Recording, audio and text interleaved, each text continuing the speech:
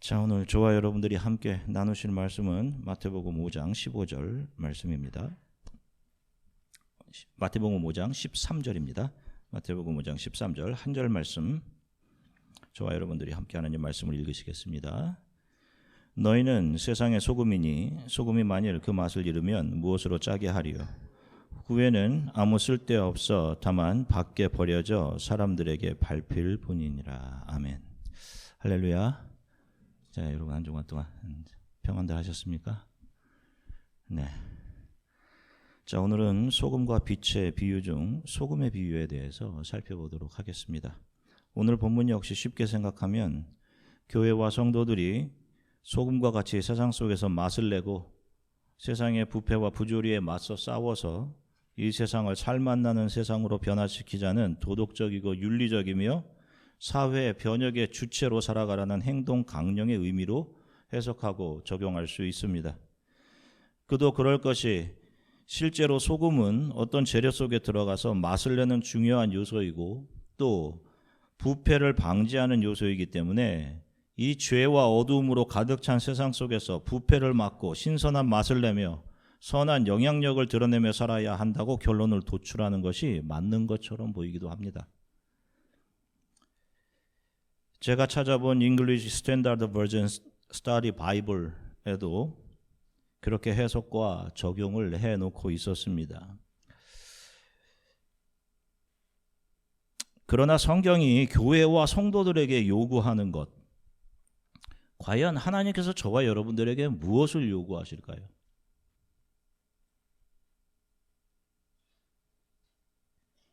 하나님 앞에 어떤 열심과 그 열심의 결과물을 가지고 나에게 와라. 성경이 요구하는 것이 이런 것일까요? 성경은 성도들에게 너희들 무엇 갖고 와라, 무엇을 해라를 요구하고 있는 것이 아니라 너희들 알아라 이것을 요구합니다. 무엇을 아는 거예요? 너희 안에 죄가 얼마나 심각한지, 그 죄가 얼마나 깊은지,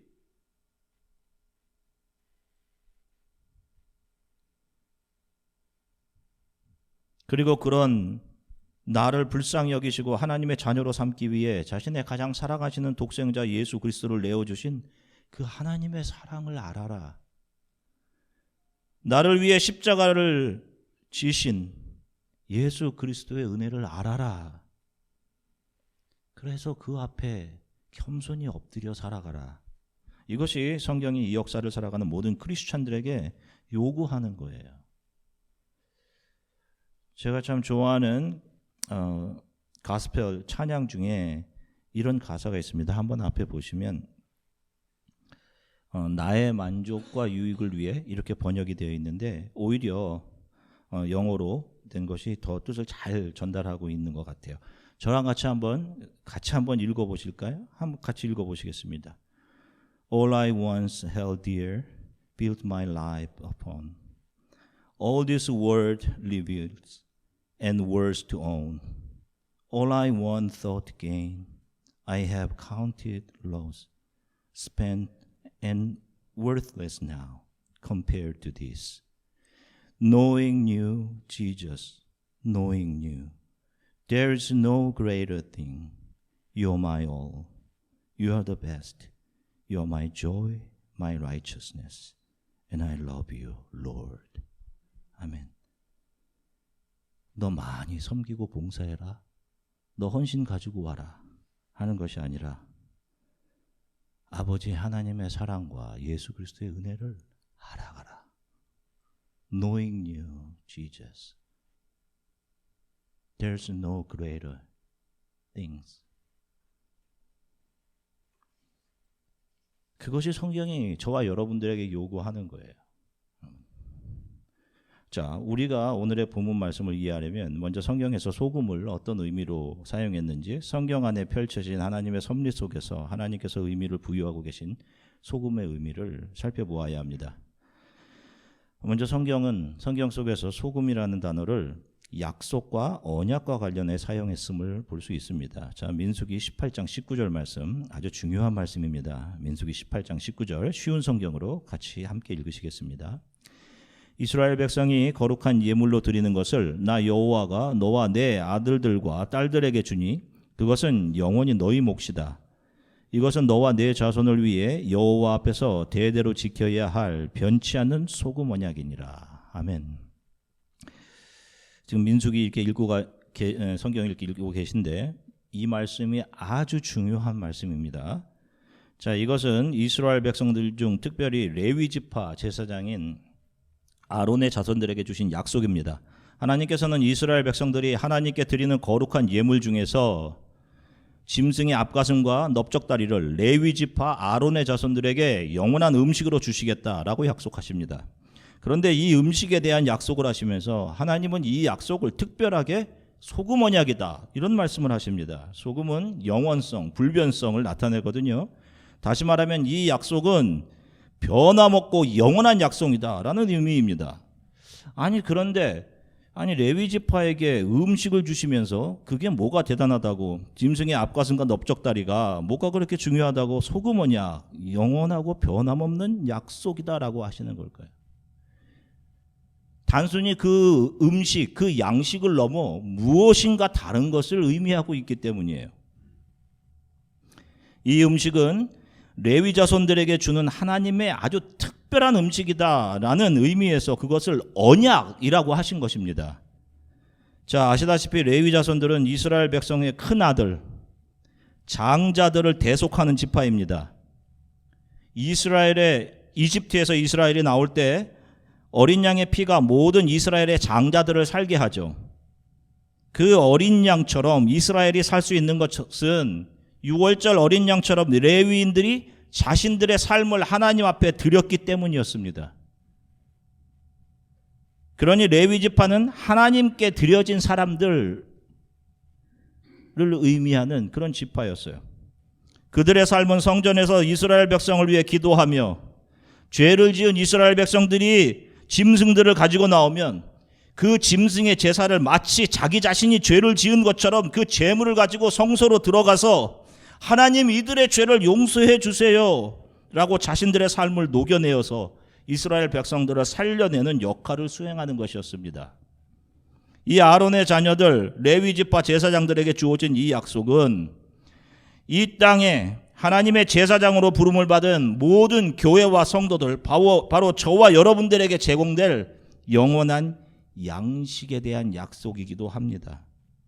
자, 예수님께서 오신 이후 성경은 누구를 제사장이라고 합니까? 베드로전서 2장 9절 말씀입니다. 같이 읽으시겠습니다. 그러나 너희는 택하신 족속이요 왕같은 제사장들이요 거룩한 나라요 그의 소유가 된 백성이니 이는 너희를 어두운 데서 불러내어 그의 기이한 빛에 들어가게 하신 이의 아름다운 덕을 선포하게 하려 하심이라. 아멘. 보세요. 예수 그리스도 안으로 들어온 성도들, 교회, 저와 여러분들을 하나님의 나라의 백성이고 왕 같은 무엇이라고 하죠? 제사장이다라고 이야기합니다. 그러니까 우리가 읽은 민수기 18장 19절의 소금의 약속은 단순히 제사장들에게만 이 어떤 음식을 주겠다라고 하신 약속이 아니라 예수 그리스도를 통해 거듭난 성도들에게 주어질 영원한 양식에 관한 약속이었던 것입니다. 자, 이 양식이 무엇을 의미하는 것입니까? 요한복음 6장 35절 같이 읽겠습니다. 예수께서 이르시되 나는 생명의 떡이니 내게 오는 자는 결코 줄이지 아니할 터이요 나를 믿는 자는 영원히 목마르지 아니하리라. 아멘. 보세요. 예수님은 자기 자신을 영원한 생명을 주는 떡, 내가 생명의 양식이다 라고 말씀하십니다. 자, 그러면 민수기 18장 19절의 말씀은 궁극적으로 누구를 향한 약속인지 우리가 분명히 알 수 있죠. 바로 예수 그리스도로 거듭난 사람들, 하나님의 은혜로 택함을 받아서 하나님 나라의 백성, 이 땅의 제사장 된 사람들, 저와 여러분들, 교회, 성도를 말하는 것입니다. 그들에게 예수님께서는 자신의 몸을 소금처럼 녹여내셔서 저와 여러분들이 영원히 살도록 영원한 구원을 우리들에게 주시겠다라는 십자가의 메시지가 담겨져 있던 그런 약속이었던 것입니다.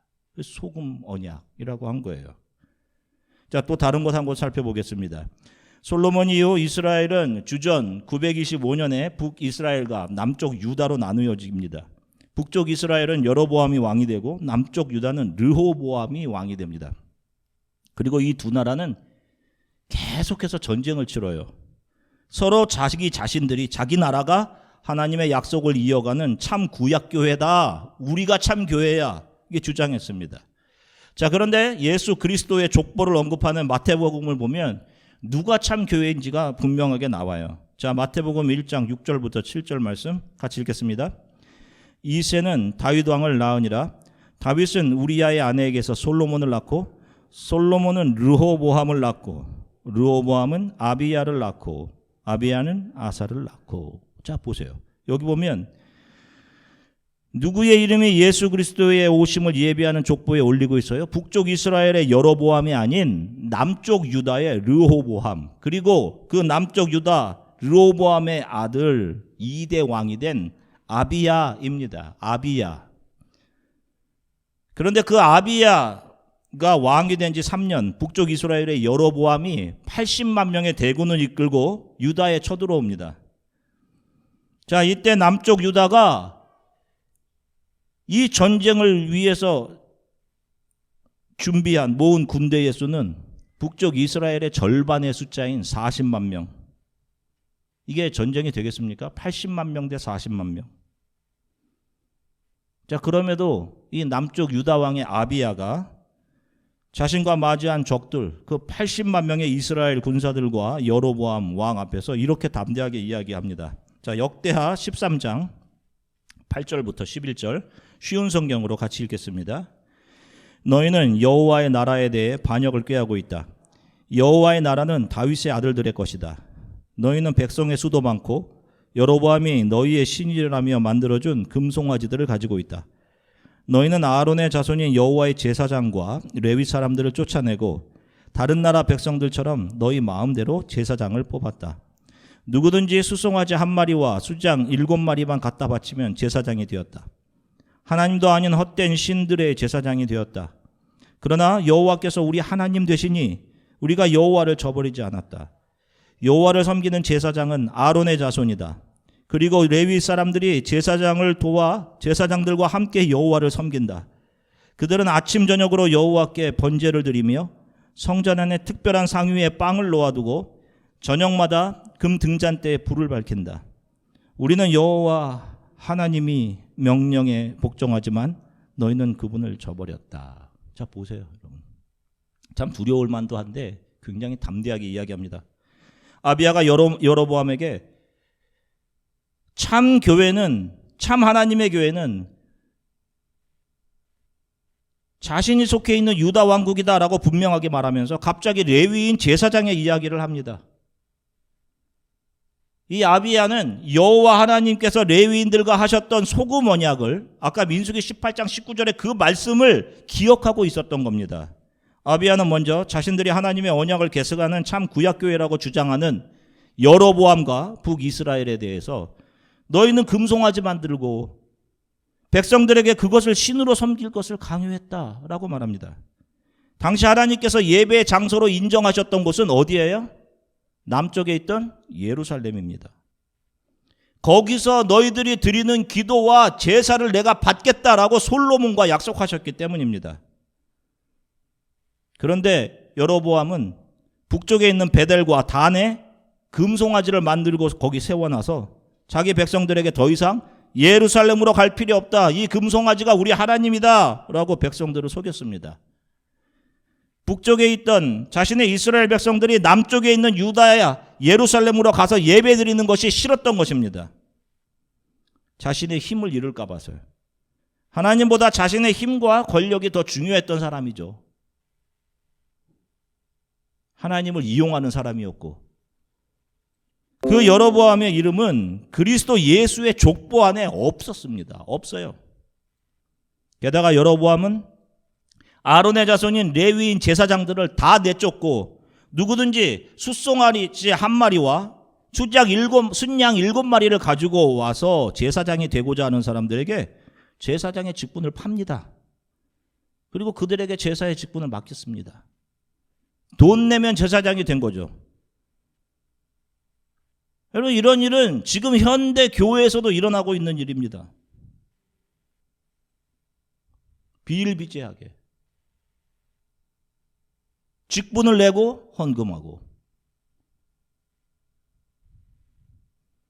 세상에 힘을 가진 사람들이 직분의 유력한 후보자에 올라야 되는 것이고, 이것이 다 자기들 스스로가 교회가 아님을 증명하는 거예요. 유다 왕인 아비야가 이 말을 하고 있는 것입니다. 아비야는 자신들은 금송아지가 아닌 여호와 하나님만을 섬기며 자신의 나라 유다에는 하나님께서 소금 언약으로 주신 레위인 제사장들이 매일 아침 저녁으로 여호와 앞에서 속죄의 제사를 드리고 기도의 등불을 끄지 않고 있다라고 말합니다. 이것이 하나님이 원하시는 교회의 모습이죠. 아무리 여로보암과 그의 왕국이 자신들이 참 구약교회라라고 우겨도 그들은 이미 하나님이 떠난 교회고 세상의 우상과 세상 가치를 쫓는 타락한 자들일 뿐이다라는 것입니다. 거룩한 제사장의 직분도 자기들끼리 사고파는 타락한 집단, 그들이 돈도 있고 힘이 있어서 그 힘과 병력으로 참 교회인 유다를 공격하지만, 80만의 대군으로 데리고 와서 우리를 공격하지만, 하나님께서는 하나님이 정해주신 거룩한 레위 지파 제사장들을 통해 예배드리고 그들이 기도하고 있는 우리 유다를 하나님께서는 반드시 지킬 것이다. 이것이 아비야가 가진 믿음이었습니다.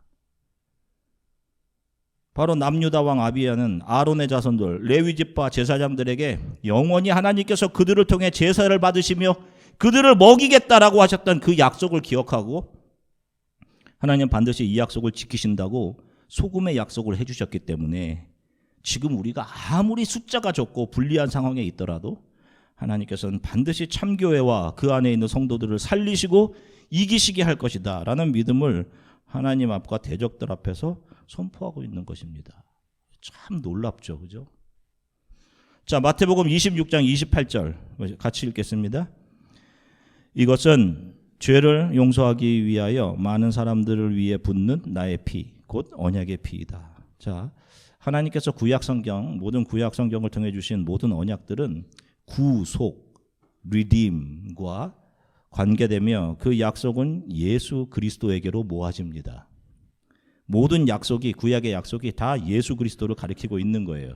그러니까 하나님께서 소금 언약이라고 주신 것은 바로 예수 그리스도께서 이 땅에 오셔서 십자가에서 자신의 모든 것을 내어주심을 통해 죄와 저주, 영원한 죽음으로부터 선택된 자들을 살려내시는 하나님의 긍휼과 사랑, 은혜의 불변함, 은혜의 영원함을 상징하는 것입니다. 그래서 이 소금 언약을 그리스도 언약이라고 할 수 있는 거예요. 소금이 그리스도를 상징하게 되는 것입니다. 그래서 오늘 본문에서 예수께서 너희가 이 세상의 소금이다라는 것은 소금인 나 예수 그리스도의 피로 너희들을 사서 너희를 하나님의 나라 백성 삼고 이 땅의 제사장으로 삼았다. 나는 나를 너희에게 양식으로 주어 영원한 생명을 주었다. 그래서 이제 그 은혜를 알게 된 너희가 하나님의 사랑과 긍휼의 맛을 이 세상에 녹여내는 소금으로 살아야 하는 거야. 그래서 너희가 소금이다 라고 말씀하는 거예요. 그리고 이 약속은 절대로 빼앗기거나 변하지 않는다라고 하시는 겁니다. 그래서 오늘 본문 5장 13절 한번 같이 읽겠습니다. 너희는 세상의 소금이니 소금이 만일 그 맛을 잃으면 무엇으로 짜게 하리요? 후에는 아무 쓸데없어 다만 밖에 버려져 사람에게 밟힐 뿐이니라. 보세요. 버려진다에 초점이 있는 것이 아니라 소금은 맛을 절대로 잃을 수 없다라는 의미로 소금이 맛을 잃으면 짜게 할 것이 이 세상에 도대체 무엇이 있느냐라고 반문을 하시는 거예요. 반문. 그런 것은 소금이 아니기에 버려지게 되는 것이다 라고 하는 것입니다. 맛을 잃은 소금이라는 것은 있을 수 없음에 대한 반문을 하고 계신 거예요. 너희를 예수 그리스도의 십자가의 은혜로 불러주시고 자녀 삼아주시고 거듭나게 하신 그 구원은 절대로 변하거나 취소되거나 사라지지 않는다라는 것을 강조하시는 겁니다. 맛이 안 나는 것은 처음부터 소금이 아니었기 때문에 맛이 나지 않는 것입니다. 우리 크리스천들의 소금됨은 예수 그리스도의 소금되심, 바로 그분이 저와 여러분들을 위해 자신의 모든 것을 녹여내어 주시며 걸어가셨던 십자가의 삶을 내가 믿음으로 받아서 내가 사랑하던 것들, 나의 옛사람이 죽어가는 과정에서 나타나는 삶의 모습인 것이지, 내가 세상을 변화시키고 변혁시키는 변화의 주체가 되는 삶으로 나타나는 것이 아닌 것입니다. 예수 그리스도의 은혜를 아는 사람들은 다른 이들이 주 예수로 인해 영원한 생명을 얻도록 자신의 삶을 녹여내며 자신의 삶이 레위인들처럼 하나님께 전적으로 헌신되었던, 그들의 죄를 가지고 하나님 앞에 나아가 용서해 주십시오, 자기 죄인 것처럼 기도했던, 이들을 살려주세요 라고 했던 그 레위인 제사장들처럼 다른 이들의 죄를 아파하며 그들이 주 예수께로 돌아오도록 기도의 등불을 끄지 않으며 자신의 삶을 하나님께 드리며 살아가게 된다라는 의미로 너희는 세상의 소금이다 라고 하시는 거예요. 한 번은 예수께서 소금을 언급하시면서 예수 그리스도 안에서 한 형제 자매된 사람들 사이에 화목을 강조하신 적이 있습니다. 자, 마가복음 9장 50절 말씀입니다. 우리말 성경으로 같이 읽겠습니다. 소금은 좋은 것이다. 그러나 소금이 그 짠맛을 잃으면 어떻게 다시 짜게 되겠느냐. 그러므로 너희 가운데 소금을 간직하고 서로 화목하게 지내라. 아멘. 자, 보세요. 자, 지금까지 이렇게 말씀을 따라오지 않았으면 이 말씀을 절대 이해할 수 없어요. 소금을 두고 화목하라니 어렵습니다. 자, 일반적으로 소금은 음식에 뿌리기도 하지만 다른 용도로 소금을 뿌리기도 합니다. 자, 어떤 때 소금을 뿌리죠? 소금을 어떤 때 이렇게 뿌립니까? 재수 없을 때 소금을 뿌려요. 제가 어렸을 적에 작은 가게를 하시던 할머니 한 분이 계셨는데, 누가 돈을 안 내고 도망가니까 바로 잽싸게 옆에 쫓아가는 게 아니라 저 옆에 있던 소금통에서 소금을 한 줌 꺼내더니 어이 물러가라 이렇게 소금을 뿌리시더라고요. 소금통이 아예 옆에 이렇게 딱 놓여져 있어요. 예로부터 소금이 잡기를 막아준다는 미신, 이것이 우리나라뿐만 아니라 각 나라들마다 있었습니다. 소금을 쏟으면 아군이 생긴다라는 미신도 있었어요. 앞에 그림을 보시면 그림이 레오나르도 다빈치의 최후의 만찬입니다. 보시면 딱 봐도 누가 가룟 유다인지 아시겠죠? 저 화살표 제가 밑에 그려놨는데 그거는 원본이 아니고 제가 화살표를 이렇게 붙여놓은 겁니다. 자, 보시면 가룟 유다가 한 손으로는 돈을 쥐고 있죠. 그의 앞에 무엇이 뒤집혀져 있습니까? 뭐가 쓰러져 있어요? 소금병, 소금 그릇이 그의 앞에 쏟아져 있어요. 유다는 사탄의 자식이라고 했죠, 예수님께서. 자, 이렇게 소금 그릇이 뒤집혀져 있는 것으로 그것을 레오나르도 다빈치가 표현한 것이라고 생각을 합니다. 그에게 애군이 올 것을 암시하는 것이죠. 하여간 세상은 그렇게 생각합니다. 너희 속에 소금을 간직하고 서로 화목하게 지내라는 본문은 소금을 뿌려가며 화목하게 하라, 그런 것이 아니라 자신의 모든 것을 녹아내어서 우리들에게 영원한 구원의 길을 열어주신 예수 그리스도를 소금으로 이야기하신 것입니다. 바로 그 예수 안에서 화목할 것을 이야기한 거예요. 지금 여기 안에 계신 여러분들도 마찬가지죠. 너희가 예수 그리스도로 형제 자매 한 가족 되었음을 잊지 말고, 변치 말고, 서로 부족하고 연약해도 함께 지어져가는 성도임을 잊지 말고, 또 너희들 모임에는 두세 사람이 모였더라도 거기에 항상 예수 그리스도가 계심을 염두에 두고 거룩한 모임을 가지고 예수 그리스도 안에서 영원히 화목해라 라는 그런 의미인 것입니다. 크리스천 성도 교회는 나 자신에 대한 신뢰감이 살아있고 내 자아가 살아서, 내 정의감이 살아서 내가 무엇을 해서 이 세상을 변화시키겠다고 덤벼드는 사람들이 아니라 오히려 그런 나의 정의감, 나의 의로움조차 언제나 나의 유익에 따라 변하는 거짓된 것들임을 깨닫고 그 나의 생각과 판단을 주 앞에 내려놓고 예수께서 보여주신 자신을 녹여주심, 그 사랑의 희생을 자신의 몸으로 고스란히 세상 가운데 녹여내는 사람들이 바로 크리스찬들 성도들이며, 그런 삶이 바로 제사장의 삶, 소금의 삶을 사는 것입니다. 믿음의 길은 내가 죽고 부인되고 녹여지는 길입니다. 내가 녹여져서 예수 그리스도의 맛을 세상에 남기는 사람들이 성도들인 것입니다. 여러분들에게는 어떤 맛이 나는지 한번 생각해 보세요. 여러분들이 계신 곳에서 여러분들 주위 사람들은 여러분들 통해 무엇을 느끼겠는지, 어떤 향기를 맡게 되는지, 이기심과 짜증과 분노와 욕심과 탐욕의 맛만 나면 안 되는 거예요. 아무 맛도 나지 않아도 안 되는 겁니다. 지금까지 하나님께서 여러분들에게 많은 것을 주셨을 겁니다. 그것의 주인이 여러분들이면 안 되는 거예요. 여러분들의 남은 삶, 주께서 여러분들에게 주신 것들을 세상의 즐거움과 허영을 쫓는 데 사용하지 마시고, 여러분들을 이 땅의 제사장으로 부르셨음을 잊지 마시고, 여러분들 주위에 주 예수 그리스도로 돌아와야 되는 사람들을 여러분들의 가슴에 품고 기도하며, 그들이 주 예수 그리스도 안에서 구원을 얻게 되도록 하나님 앞으로 나아가는 그런 제사장의 직분들을 감당하는 소금들로 살아가시길 주 예수 그리스도의 이름으로 간절히 축원합니다. 잠시 함께 기도하겠습니다. 제 삶에 소금되어 주신 주님의 은혜만을 붙잡고 이 땅에서 아직 잃어버려져 있는 사람들에게 하나님의 은혜와 긍휼의 맛을 녹여내며 녹아지는 삶을 살게 해 주십시오.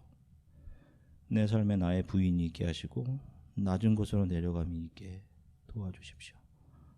내 삶에 누군가를 이 땅의 작은 예수들로 잉태해내는 고난과 수고가 있게 하나님 도와주십시오. 나 같은 죄인을 위해서 자신의 모든 것을 녹여내어 나를 살려 영원한 생명을 주신 주님, 나의 삶도 누군가 예수 안에서 영원한 삶을 얻게 되는데 녹여지는 소금의 삶이 되게, 제사장의 삶이 되게 하나님 도와주십시오. 우리 이렇게 함께 기도하고 성찬의 떡과 잔을 받겠습니다. 함께 기도하겠습니다. 사랑해 주십시오. 참 감사합니다. 주님, 오늘 너희는 세상의 소금이다 라고 하신 그 소금의 의미를 구약 성경을 통해서 하나님께서 이스라엘 백성들에게 주신 소금 언약과 또 내가 너희들에게 영원한 생명을 주신 양식이다라고 하신 예수 그리스도에게까지 그것이 어떤 의미인지를 살펴보았습니다. 주님, 하나님, 교회가, 성도가 이 세상의 부조리와 이 세상의 불의와 이 세상의 부패에 맞서서 하나님 그것들을 고치고 그것들을 변화시키는 주체로 서는 자들이 아니라 오히려 나는 아무것도 하지만 나는 정복할 수 없으며 그런 나를 위해 자신의 모든 것을 녹여내신 예수 그리스도처럼 우리의 삶도 녹여지기를 원하는 하나님, 그 삶이 바로 소금의 삶이며 제사장의 삶이며 하나님 말씀을 통해 우리에게 깨우쳐 주셔서 감사합니다. 하나님, 교회가 기도의 등불을 끄지 않으며 하나님 영혼을 위해 기도하기를 쉬지 않으며 우리의 삶이 제사장들처럼 누군가의 죄와 누군가의 하나님으로부터 멀어짐이 마치 나의 것인 것처럼 안타까움을 가지고 주님께 기도하고